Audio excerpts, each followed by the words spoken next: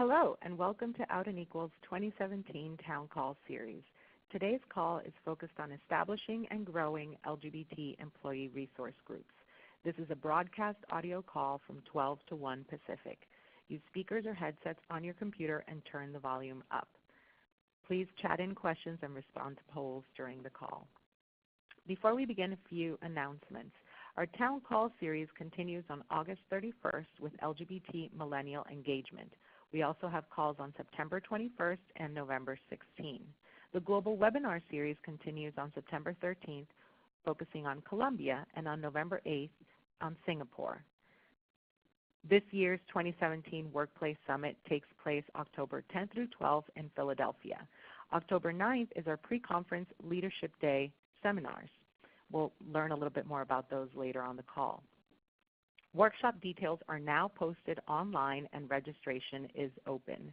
Before we begin, are you a member of an employee business resource group, an ERG or BRG? Please type in your answers here. Please click on the results. Let's see what we're getting. So it looks like many of you are members of the LGBT ERG. That's excellent. A number are part of leadership.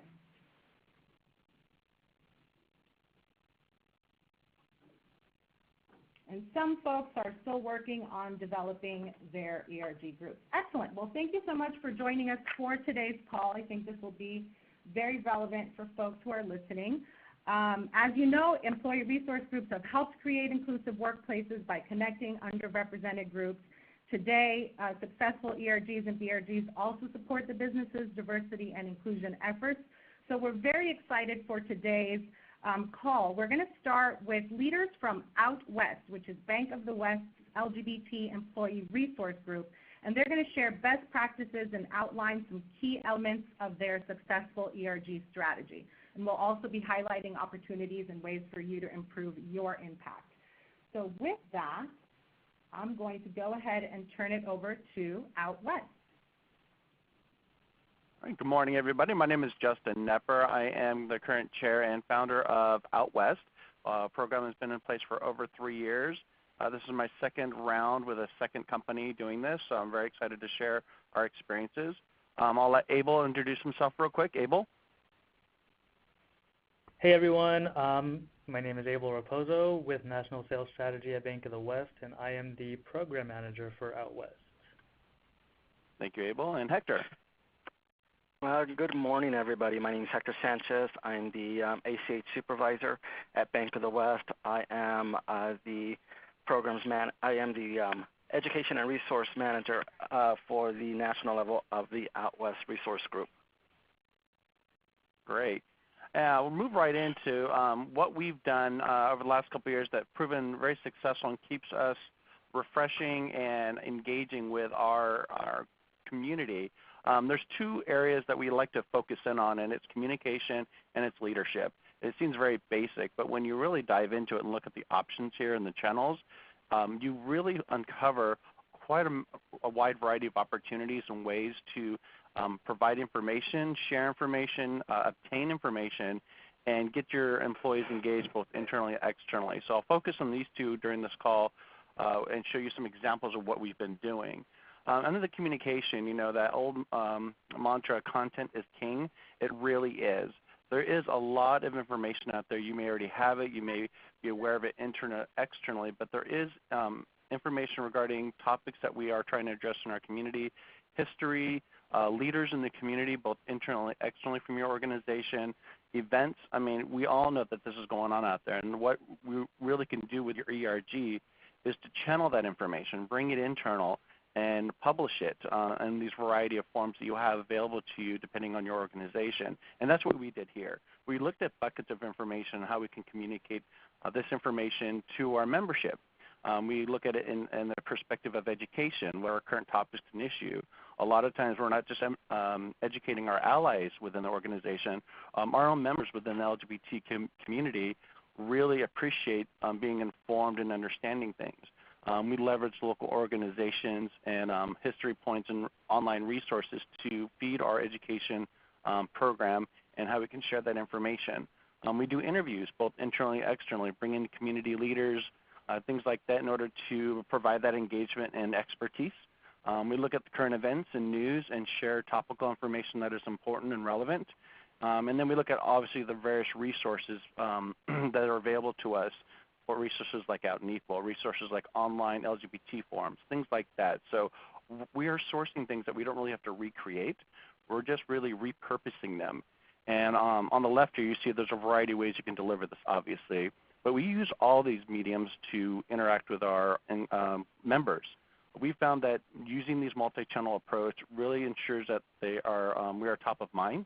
There's a lot that goes on in our organization, and we want to make sure they understand that they not only can visit our site, we remind them with emails on a regular basis. We hold webinars, teleconference, in-person panels and forums, mixers, and we make sure we publish something so we have a history of what's going on with our organization and the resources we have. So we use a variety of these things to make sure we're relevant to them, and we're providing a channel for them to give us feedback. And finally, we look at these channels and making sure, do we have information that's we call static, it lives on, doesn't need a lot of work, lists and resources, but also are we refreshing our content? Again, this keeps you relevant and on top of mind for them throughout the year, depending on what you're speaking about. So I want to move on and give you a couple examples of what's been done in the communication and content realm. And so we're going to first have, let's see, I believe it's Abel, speak about some of our newsletter and online forums. So Abel, take it away. Thank you, Justin. So with any resource group, it's really important to keep everyone informed, especially on a regular basis. And what we do at Bank of the West is, like Justin mentioned, we use a monthly newsletter, cleverly named OutWest, to keep everyone in the loop. In addition to keeping everyone informed, it's actually a really good way to keep track of things from a historical perspective. So every month we email it out to all of our subscribed members and post it to our internal websites. If you look at the left-hand side of the slide, you can see a sample of the one that we use. The format should be visually engaging so that you get people's attention, and you really don't want it to be overwhelming, like too much information. Basically what you want is for it to be easy to glance at, and you also want it to be brief. And if people are interested in what they see or they read, they can easily click on the links that we provide to learn more about what's going on. And what all of this does is it allows us to get more information out there while still maintaining a professional look and feel. In addition to the monthly newsletter, we also use Jive, our internal SharePoint, calls and webinars like Justin mentioned. And we use that to inform everyone on what's going on. We also use it to provide resources to people, things that they might find useful or informative.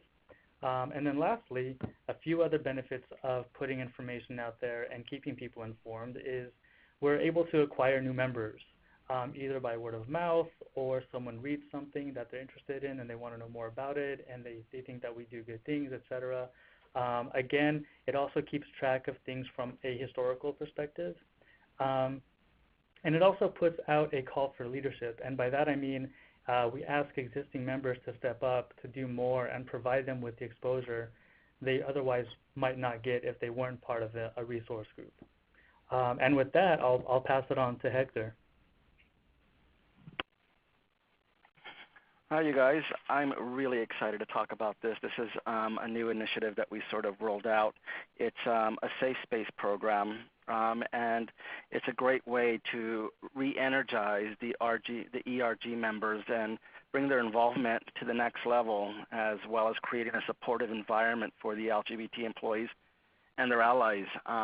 We specifically called ours I Am Pride. We didn't create it from scratch either. This is something that any ERG group can create. This past year, we were at the Out and Equal conference in Orlando, and through our networking efforts, we met up with Bank of America, and they were graciously enough to share their safe space model program with us. We really liked their concept, and so kind of modeled that after them, did our own research through Google and so forth, and came up with our own sort of idea. we developed it at no cost, and we have it on our internal Jive, which is our internal network. Some of you guys may know it as Jammer. It's kind of like our Facebook for our company. The I Am Pride page is a private page, so it kind of creates some excitement. You really can't get in unless you become a member or join it. So the first step in joining the I Am Pride is there's a commitment guide that we ask that the members read. It includes the history of our ERG, our mission statement, the group's vision, as well as some LGBT history, just to give them a well-rounded sort of feel of what they're going to be joining. We also request that the new member submit a photo. So once you join, as you can see on the right-hand side, that's our I Am Pride page on our internal site. Your photo appears up on the site, and you have access to all the information in there. It's another way of getting information out to the members, having them engage with one another. It's a great way for them to network with themselves, as well as connect with locally and across the nation with those who have a common cause for the LGBT support. We didn't create this overnight. It did take us some time to get to this level, but just working at it, having an idea and a concept, and just being persistent, we were able to produce this, and the employees really enjoy it. With that, I'm going to go ahead and pass it over to Justin. Great. Yes. I just wanted to recap. This is examples that we've done, and we are happy to talk offline about a little more details about that. But I wanted to reemphasize when we talked about the content and the various channels you have and the resources you have.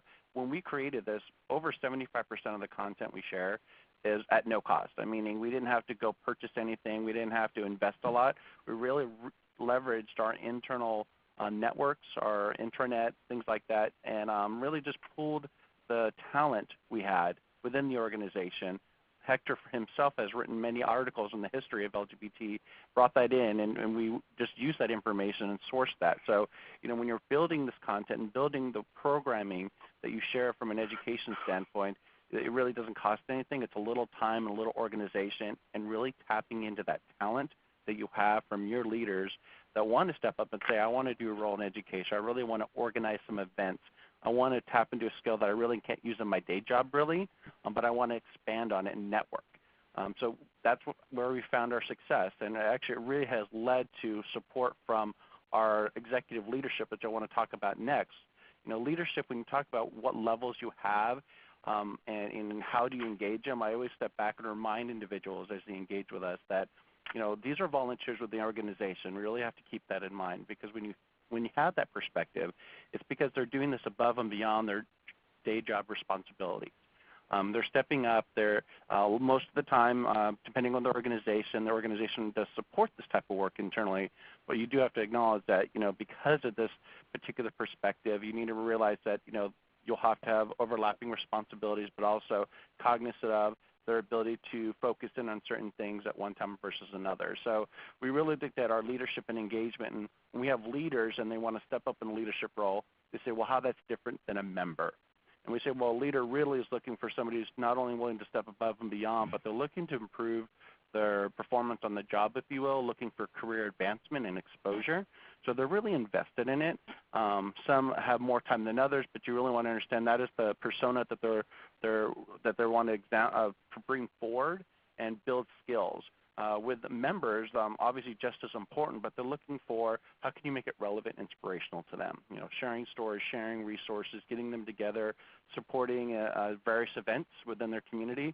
That's what they're really looking for. So when you're looking at your members and your leaders, what is motivating them, you want to really keep that in mind. Obviously, we have executive management versus our national leadership, and then you have your GO council or chapter chairs are more local. So each of those levels really want to understand how you interact with them and leverage them. So on the lower right-hand side, we put together a little grid that keeps us as a reminder what is their particular role. As an executive sponsor, for example, their scope is really they're an advisor for us. They have limited engagement, if you will, with a broader perspective. So we need to realize when we engage with them, we need to be very concise in what we're asking for, but they have the most impact when they do reach out and speak up. with our national leadership, they are really the drivers. We really drive the engine that promotes and gets things moving forward for the ERG. So we're very expansive in our reach, and we need to be very flexible. But when you have local leaders, we really acknowledge that those chapter leaders, and when we ask people to step in that role, we say, it really means that you're targeted locally to your to the geography that you're in. So you're really asking them to be the facilitators, working one-on-one with employees. So when you keep that in mind and what their objectives are and what their scope is, one that helps you bring leadership in and understand what their time and investment is, but also you have to understand what responsibilities and what things they can and maybe should do versus whose responsibility is for, depending on the leadership on the program you're working on. The next, we want to have Hector talk about some examples of how we engage through leadership and getting feedback. So Hector, why don't you talk about some of these programs? Yeah, absolutely. In the beginning, when we began to engage, we were establishing the ER. We did a few different things. First, we went with the senior management team to talk to them about the importance of having their support and their commitment, and the importance of having team members be their authentic self at work, as well as having the engagement with the LGBT community, whether it was with pride events or volunteering at different LGBT centers. We really wanted to sort of get in front of them and let them know how important that was for us as well as the organization. I highly recommend that if you have the opportunities to meet with the senior management, you guys take advantage of that and get in front of them and talk to them. And if you don't, try to make it happen. I think it's a great way to leverage the attention that the resource group needs, as well as getting their support. The second thing that we did was after about a year, we sent out a survey to get all the members feedback as far as what their perception was of the group and the direction that we were going. It was a great, outcome, and we had some negative comments that was fed back to us, but that gave us the opportunity to circle back with the senior management team, address the concerns, and reevaluate what we needed to do and strategize in making the RG a stronger group and sort of continuing to engage the members. Finally, one of the last things that we did was we did a screening of the last one, which is a documentary about the AIDS Quilt Memorial. This was a great opportunity to turn an event into a red carpet event. We invited the senior management team that we originally had begun to work with in the beginning. Attendees included the producers, the director. It was a huge deal. The CEO showed up, which was amazing.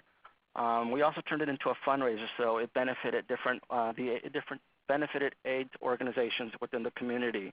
And it was just a way to sort of circle back and let the management team know that, their efforts have gone through fruition, and we were able to put on such an event. And it got a lot of recognition within the organization. I'll pass it over to Abel. Great. And Abel's going to up next to talk about what ingredients we put into our engagement from this perspective. Abel? Cool. Thanks, Justin. So, it all really goes back to, communication and leadership and kind of tying them together so that people respond in an active way. And you can do this by speaking to things that they find relevant. For example, communicating about topics that they might find interesting or hit close to home, like LGBT education, workplace rights, leadership opportunities, volunteer opportunities, etc. Another thing that usually hits close to home is politics, especially right now, especially today. It's important to let your people know that they're supported and, that their voices are being heard. And, this is something that you can do yourself, or you might, hit up your executive leaders or sponsors to make it come across even stronger. In the case of Bank of the West, we definitely let our people know that they're being supported and that they're being heard, but at the same time, we need to be cognizant that, we are an affiliate. Our parent company is a global company based in France, BNPP, and so it's also very important for us to keep a neutral stance. And then another great way to engage people is to encourage them to do more by either becoming leaders themselves, asking them for their ideas, their opinions, and other things like have them share their stories, their community involvement, and things that they've gone through or family members have gone through. So yeah, and back to you, Justin. Great. Thank you, Abel. And, you know, I saw some questions pop up, and I know we have just a few minutes. I thought I'd address a couple of them. If you wanted any more details about our survey or our Safe Space program, happy to reach out to us via email. We're more than happy to share the material and what we used in order to establish that. It's nothing secret or proprietary. I think it's great to share. There were some questions about, you know, how did our results from the survey, did we get enough members to you know, our survey results to, you know, get something statistically relevant. And what we did actually when we did it twice, the first time we did it via just our normal intranet space for all employees to access, and it's an anonymous survey. Both times it was anonymous. And what we got was actually quite a large response the first time. I think it was close to 300 surveys. So it was members and non-members. We didn't identify between the two. And as Hector mentioned, you know, the feedback we got was mostly positive, but we did have a lot of negative comments. This was almost a year after we launched, so it was relatively new as a program overall from diversity and inclusion as well as our particular group. So like you said, we took that information, we shared it with executive leaders. They were a little shocked, but it was good shock because we said, you know, this is a reality. This is the culture we're in. You know, we're in a wide variety of states. So we need to be aware of that. So that's how we engage with the surveys. We just make sure it was accessible to everybody, make sure it was anonymous, and that's where we got some good feedback on that. And I think that, you know, overall, when you talk about how do we continue with a safe space environment, and there were some questions about, you know, you're getting allies, and, you know, how do they feel comfortable? Well, we're very fortunate that our organization has a very strong and vocal diversity inclusion program overall, meaning that not only do they have an established office for this and programs behind it, they are actually pushed out and assigned required D&I training. This is for all management, so we are very fortunate. If your organization has this, that's a great start. If it doesn't, this is something you want to have a dialogue about. But D&I training really talks about the inclusivity, biases, things like that. And so that particular type of training pushed into all levels of employment throughout our organization really provided a strong starting place for us to say, you know, this is safe because we're saying this is what acceptance, inclusion, and equality is within our organization. So we were fortunate to have that, and so when we talk about our allies in the program, we don't try to specify are you an ally or any of the other letters. We say you're a member. We're all members. You're an ally no matter what. And we try to keep that as neutral, if you will. And when we started Safe Space, it would say, hey, it doesn't matter who you are. We had one member actually ask me one time, well, I want to step up. I'm an ally, but I'm afraid that they'll say, you know, confuse me as an LGBT when I'm actually straight. And I kind of counterpose them, well, why are you afraid? We're just as afraid the other way also. So we say, does it really matter when you're, you know, presenting yourself and supporting us? And when they thought about it, they said, no, it really doesn't. Why should I worry about that? And I think their fear is they didn't want to misrepresent, and said that's not a problem. You have a dialogue with people within your group locally or nationally, and as you have this dialogue, they'll understand where you are on that spectrum and where you are in your support. You're a family, you have family members, et cetera. So sharing their stories will really help us understand what their perspective is and how they can support us. And so I'll leave with, we are also going to be attending, once again, the summit. So this material that we went over today, this is like a mini version of the entire workshop we do. So we're very excited to come back and present on Leadership Day again. So check it out. It covers a lot of the material you have here, but much more expansive. We do in deeper dives about communication, leadership, how to build that, and also the resources and results and reporting that you can use and options that you have. So take a look for that. If you're able to attend the conference and looking for something on a Leadership Day, that is one of the options. And with that, I'll turn it back to the group, the presenters, and to our next speakers. Excellent. Thank you so much, Justin and Bank of the West. We have a number of great questions for you, so we'll be sure to get to those at the end of the call. Do want to turn over now to introduce the rest of our panelists for our discussion. We have Karen Feliciano from First Data, Cecilia Isaac-Blunden from Comcast, and Desiree Zakaria from Swifty. And I'm going to let, from Symetra, from Friends of Swifty, the ERG. And I'm just going to turn it over and allow everyone to introduce themselves and their employee resource group a little bit. So starting with you, Karen? Absolutely. Thank you so much. I appreciate it. I am Karen Feliciano. I am the co-lead for the Coral Springs, Florida Unity chapter. That's our LGBT ERG. And I am a member of our Unity Steering Committee for First Data. Our Coral Springs ERG is about 4 years old. We started with a few members and built up to about over 140 owner associates. About 40% of our group, and I'm glad I'm going to mention this because I see the questions going back and forth, about 40% of our group are straight allies, which I think and have seen is a very vital piece for success with the group and to keep the momentum going. When we started this group, we established our principles, and that was everybody had a voice, everybody should feel valued. It is a safe place to bring your whole self to work. We now advise the Board and Management Committee on LGBT priorities. We champion equal benefits and treatments for our LGBT employees. We're a forum for open communication and education for our LGBT employees, and we influence policy. We were listed the last few years. We've scored 100% on the Human Rights Equality Index. We are listed as a best place to work for LGBT equality.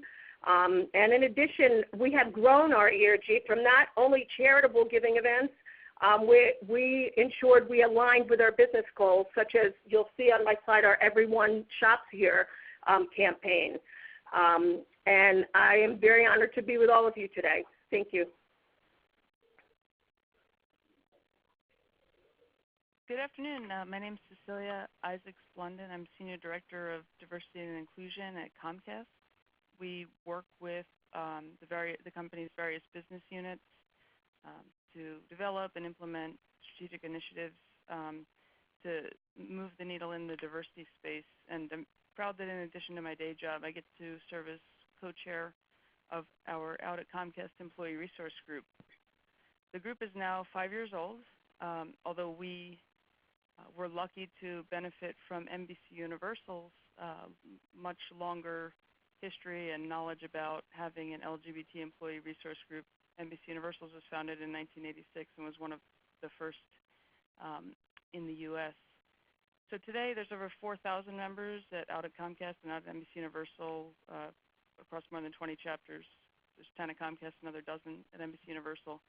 And the guiding principle of all of our employee resource groups is to focus on we call them the 4 C's: culture, career, commerce, and community. By way of example, culture includes activities like Pride Parade participation, Spirit Day, internal employee broadcasts. In the career realm, we go to recruiting events. We assist the workforce team with training. For commerce, we'll speak more about this later, I'm sure, but we try to support the work of our multicultural programming team, especially as it relates to LGBT programming. And community, I know a lot of ERGs are focused on this as well, volunteer activities and partnerships with local organizations. So, it's on the slide. I don't need to read it, but Out at Comcast has a clear mission and vision of promoting an environment where everyone is comfortable bringing their authentic selves to work. We support the company in our best place to work rating by the HRC, and really are trying to continue Comcast's reputation for being best in class as an employer of choice for LGBT and ally employees. So thank you. Looking forward to the discussion.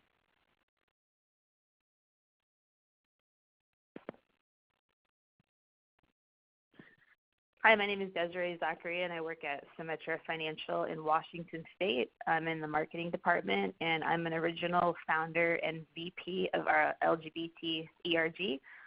We created the group in August of 2015 and had our best month ever this past June, walking in the Pride Parade, as well as doing some various volunteering events. We really look forward to the opportunity to be on this call to kind of learn more about creating and sustaining a successful ERG. And thank you for having us be a part of it.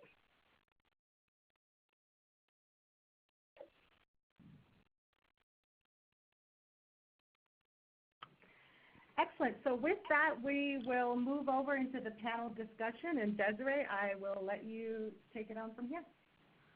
Okay, great.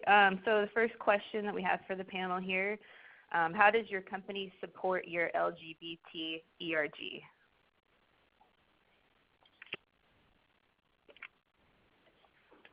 This is Justin. I'll answer. I think I answered part of it. We have a very strong diversity and inclusion program that was actually launched with the D&I Council that included many executives in the organization and various units, and also represented a broad base of ERG representatives. So they started off with that and then started launching the ERGs, which our group is one of the first one, as well as the African American group and the women's group. So that's where we get our support. It was built into the organization, an actual program. So all the other ERGs were launched from that.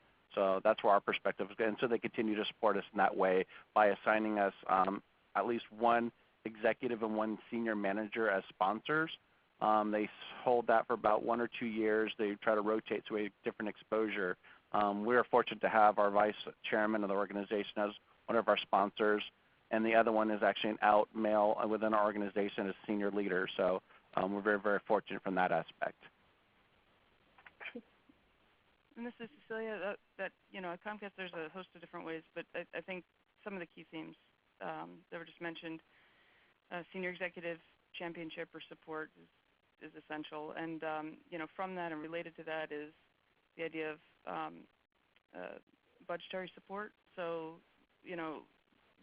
not all ERGs have formal budgets that are prescribed ahead of time, and so really it's a matter of making a business case and making those relationships internally. So senior executive support and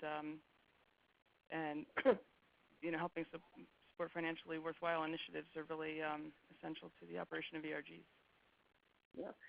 Hey, and this is Karen. I think we're all seem to be aligned that top-down support is very, very important.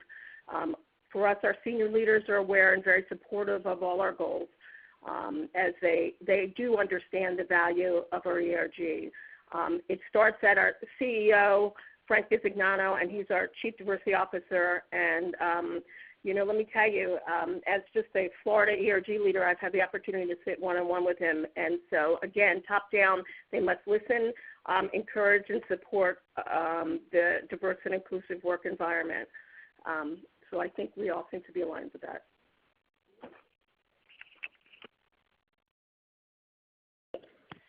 Very good. Okay. The second question kind of falls in line with the first, but what is the best way to establish and continue that corporate sponsorship? I guess the initial support is great, but how do you continue with getting that sponsorship? So this is Comcast again. The initial sponsorship in some cases I think is harder because there's no proven track record, but and I see some questions popping up about metrics, but make sure that when your ERG is having events or having initiatives that there's some tangible metric of how many folks attended, what was the impact of the event, because those things go a long way in future years to support a case for budget or sponsorship to put on similar events or programming. This is Hector. I also agree with that, but I also feel that there's an opportunity to do volunteering with organizations that are at no cost, so that the bank or so that the company gets the, community recognition. You can do a clothing drive for a center, or what we specifically do is we go to the youth center and we do and speak with the youth as far as career building and things of that sort. This is all volunteering, and I rotate the volunteers throughout the year, so we have a different mix of individuals going. But I feel that if you pad it with, I guess, volunteering within the community, when you go out and ask for funding for specific events, they're a little more inclined to fund it, being that you've done some volunteering within the community and you're just not always asking to fund large projects. Yeah, that's a really good point. We do that here at Bank of the West, but also, and actually that's a very good point, we try to mix our programming up. So when we go to executive management later, we say, we've done this many volunteer events, this is how much we've engaged with the community, but also we have parameters when we have our local leadership or chapters, if you will, come to us and say, we want to use part of the budget for this and asking for it. Our guidelines are really, well, how many employees does this engage? Is it an event that involves 2 and it's really a branding event, or is this something that allows more than 10, 20, or 30 employees to get involved? Is it a community outreach? Is it educating our employees? We have 2 or 3 parameters to say as long as it hits 1 or 2 or 3 of these particular points, we think it's a good investment. And that allows us to go back when we have the event. Too many of you are asking, how many does it involve? Do we track it? Yes, we do. We track how many employees, how many of the community may be involved, how many hours volunteered, et cetera. So when we go put these metrics together, we say it's more than just generating a business or generating how many bodies you have there. It's really the value that we have behind it that we also put in there. Hey, this is Karen. I would say make sure you establish your value proposition immediately when you're starting. Diversity is good for business. To determine how you can align your ERG short and long-term goals with your company's goals and mission. As an example, community engagement. Community engagement helps with brand recognition and sales. Diversity helps with recruiting top talent, and being able to bring your whole self to work ensures a happy and productive workforce. Begin work on the Human Rights Campaign Corporate Equality Index, and all these things I think are excellent to do when you're establishing your ERG. Great, very good. Thank you for that. The next question here, how do you keep the momentum going with the ERG?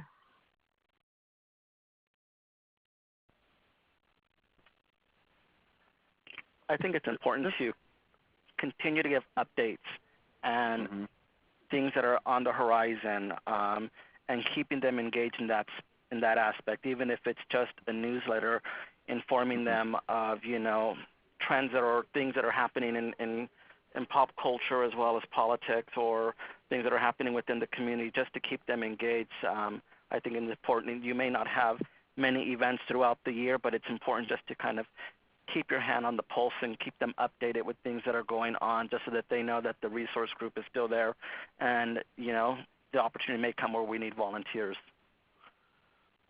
Yeah, and we do that also with reaching out to the other ERGs, and we have 7 of them about, I believe.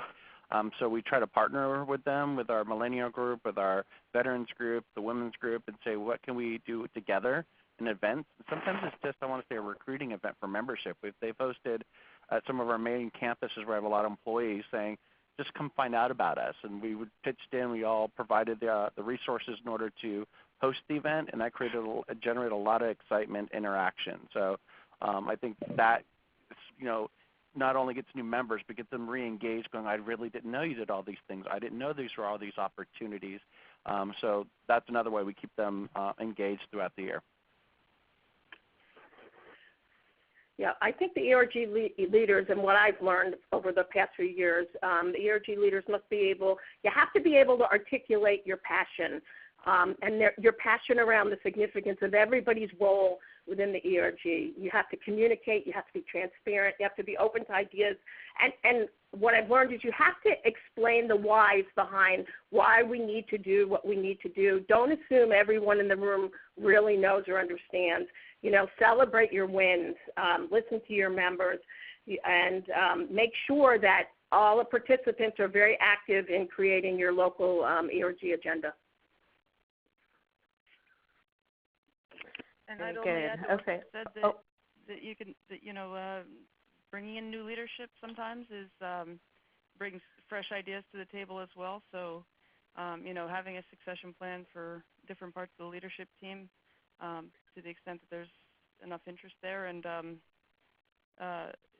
also sometimes less is more. So at Comcast we've found that we have more engagement in certain events that when we are not saturating the calendar with too many events during one time period.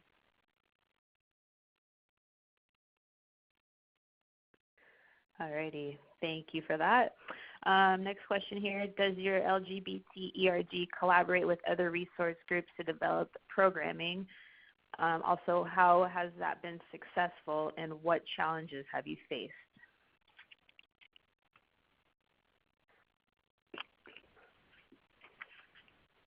So we have collaborated on charitable events and invited other ERG members to march with us at Pride and participate in some of our events. Some of the challenges that we find is finding passions that align. And when I say align, I don't mean just with the ERG leaders. I mean with all the ERG members.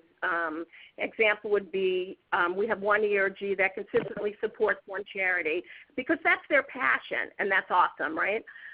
So getting them to align with another charitable giving campaign in the community and be passionate about that activity can sometimes be a challenge. So the good news is through listening to each other, we do end up working together and really well. As we do know, it's not just a line that we are stronger together than we are apart. So I think it's important to combine forces and work together, and for a lot of reasons, but also because think of the intersectionality factor. If I am an Hispanic handicapped veteran who's a member of the LGBT community, it's great for me to have a chance to work with the other ERGs towards a common cause. Mm-hmm. And this is Justin. I echo that all that she said, that it was very important to engage, and I think that we share the opportunities, even if we're not partnering with that specific program. We share with our membership what the other ERGs are doing, so when they have something go out, they ask if we can share it with our membership to that point, because a lot of them are multi-group members, but they might not have it on their radar. So number one, sharing the opportunities with what's going on in the other groups is a huge value to that. I think our challenge has been just really getting the time commitment, and that's kind of a whole other question. How do you keep leaders engaged and they get distracted and or get pulled off completely, and you have to kind of rebuild the next leader's focus and what they're doing, get them educated. So having succession planning has been a new thing for our groups because it's just going in the third, fourth year, and usually have 2 to 3 year terms.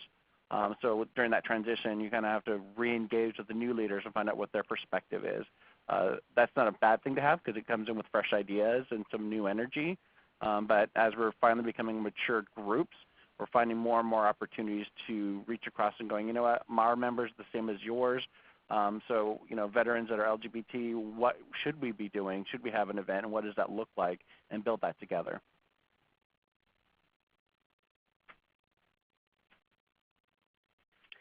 All right, very good. This next question is specific to Cecilia at Comcast only. Does your LGBT ERG align itself with the company's business objectives, and how does it do that? Thanks. It would be funny if the answer was no, and I was the only one answering this question. Of course, we are excited to partner with the business. I think, that is the most important aspect of what Out at Comcast does at certain points in the year. And so there's different examples I could raise, but I want to point to one that's new and I think pretty exciting, and it's an example of how we're looking for ways to support Comcast business. So folks may or may not know that Comcast offers a library of over 800 titles in our LGBT film and TV collection. So this is the largest LGBT collection available on demand and online, and customers can access it by saying Pride into their voice remotes or LGBT into their voice remotes. So it's so exciting for that to hit the market over the last couple of years, and Out at Comcast as an ERG partnered at the front end and along the way with our multicultural programming team to help promote the offering to not only our members but our social networks. And in June of 2016, we out members and out as an organization tweeted and went to social media with information about the launch of the Xfinity LGBT collection, and actually was able to generate 8.5 million impressions just in the month of June that related back to our social media promotion. So more recently, as the partnership has developed, out at Comcast, members have signed on to become Xfinity LGBT icons, which is a pilot program that gives them the opportunity to educate and familiarize themselves with Xfinity LGBT products and services. And as our members become more familiar and better educated about our products and services, they become brand ambassadors internally and externally. So they consume the content, share relevant information throughout their networks, and provide feedback to the team about what's working from a customer perspective, or what additions or changes could be value additive in the future. So that's one example, but the important thing about it was that it relates specifically to the products and services that our company offers. All right. Very good. Thank you for that. Last question here for the group. Some companies are doing away with ERGs and shifting towards broader D&I councils. Do you think ERGs will disappear? And also, what do you see as the future potential of ERGs?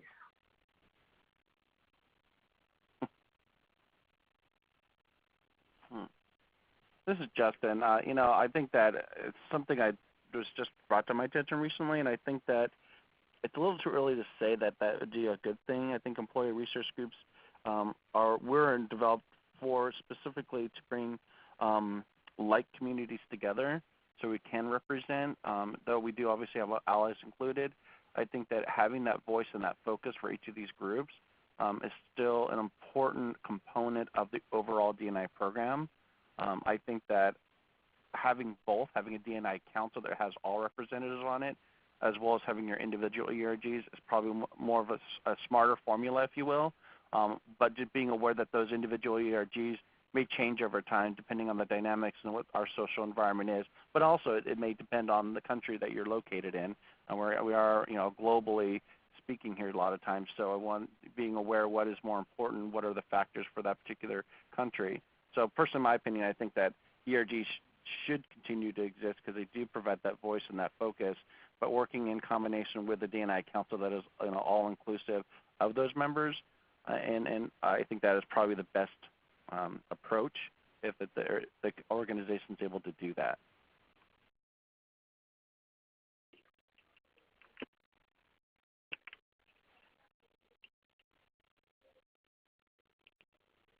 So I agree with what Justin just stated. And it's interesting because what companies are saying, some companies are saying, is they want to shift from diversity as a program to diversity inclusion as a business strategy. This might be the beginning of a shift to the D&Is if, in fact, it makes better business sense for corporations or not. Some, playing devil's advocate, some might argue that ERGs are compartmentalized versus D&Is, which might cater to a more intersectional approach. The ERGs have been around for many, many years, so it's not surprising to me personally that some companies may look to try and implement a different approach. I like the ERG approach, but I think the ERGs need to continue to ensure that they remain aligned with the needs of the employees and businesses we support. And I really think the jury's out on this one, but it's a good topic to keep an eye on.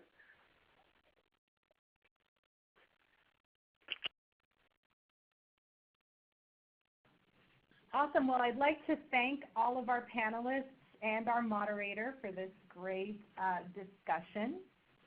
I do want to take a few minutes, being mindful of the time, but we have received some excellent questions from the group, and so I want to take a few minutes to just pose those to all of you. A couple specifically to Bank of the West. We had a lot of questions coming in during your presentation, but specifically folks wanted to know a little bit more about the Safe Space program. Do you include allies in that program? And if so, how do you still maintain a safe space? Great question. I believe that when we invite members to join Safe Space, it is any and all employees, ally or otherwise. So we make it very clear in the commitment guide what that means, who it means. It means anybody and all the above, and your commitment, the parameters we have around that, what you agree to do and be aware of, be conscious of who's approaching and keeping discretion where it's appropriate. That's outlined so they understand what that means to be interactive and be a face on that pride wall, if you will, online. So I think that's how we've managed it. We ran it through our HR individuals to make sure, does this make sense? Do you feel comfortable? If an employee should come back and say, I wasn't comfortable with it, were we clear up front what this means? And we not only provide them the guide online for them to read, when they join, we reaffirm with an email saying, remember, these are the things you committed to, being visible, being someone that can be approached and share your story and help other members come out within the organization. And what does that mean? What are those steps and what are your resources? So I think that's how we maintain it. We remind them of what they're committing to, making it very visible for them, and then we invite them for further discussions and forums as we move forward, because we have, this is a starting step, and again, this goes back to how we modeled after Bank of America, and we were going to look at 3 levels. The first one is to stand up, be visible. Our next level will be stand out, which will be, we're going to provide some education. If you take these education programs online and whatever that looks like, we're going to, quote unquote, I say promote you or make you even more visible as a standout member because you've committed to the next level of education and involvement. And then we're going to have a stand proud level, which is, okay, the next level is, are you going to be a leader? So if you serve in a role in leadership, we're going to recognize individuals for that. So I think that promoting them and getting them involved, it's kind of like being a super member, if you will. You're not just attending events, you're actually committing to a program that makes you even more visible. And I think that visibility inherits the safe environment that we're promoting and keeping aware of it. If there's any issues going on out there, these members will bring it to light and help us manage it as such. Hope that answers the question. Awesome, thank you. A question for the whole group from Adrienne. So if you create a resource group this, for example, this year and don't yet have a budget established, what examples of initiatives can you all share that engage people or activities that a fledgling group could undertake that don't cost a lot of money?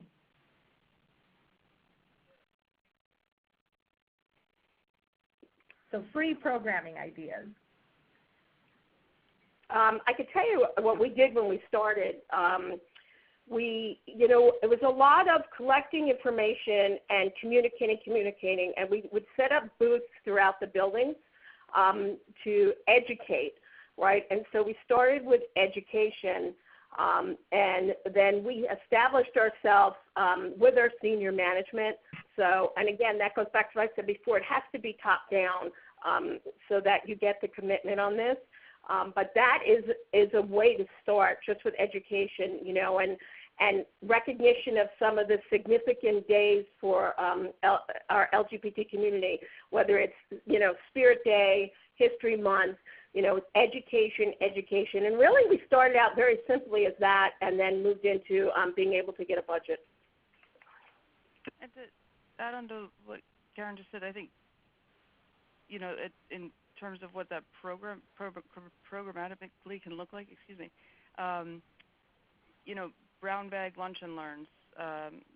If you can have access to a conference room or a webcam, and there's a senior leader who, it kills 2 birds with 1 stone in terms of having folks talk about what they do for the business, how they contribute to the bottom line, and educating members about an aspect of the company that they may or may not ever encounter in their day jobs. So, lunch and learns,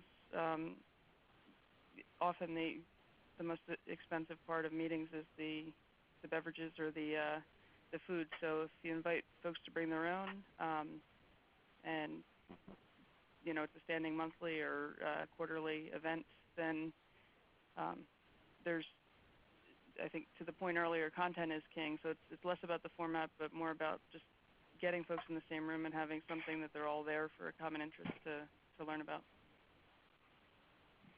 I agree with that. I think a lunch. Go ahead, Justin. No, go for it. I was going to say I agree with her. I think the lunch and learns are important. Something as simple as booking a conference room and running a TED Talk and then having a quick Q&A about it. It can be done in 30 minutes. Select a TED Talk that's about 15 minutes long, 15 minutes for Q&A. It's a quick way to get everybody together and sort of just have a discussion, as well as being able to network and interact with everybody. I think those are great tools to sort of build up with minimal cost. It's a matter of just selecting the right TED Talk and booking the conference room. Well, we're coming up on time here, so I want to thank everyone for chatting in their questions. We have tons of questions for the panelists that unfortunately we won't be able to get to on this call, but we will follow up with our panelists, get some more information for everyone, and we'll post it on outandequal.org. You'll be able to see that in our town call series. I just want to take another moment again and thank all of our panelists for sharing their ERG expertise with us. I'd like to thank all of you for joining us for this town call and encourage you to please complete our brief survey at the end of the call. Thank you for joining us. We hope to see you next month on August 31st for our following town call on LGBT millennial engagement. Thanks very much.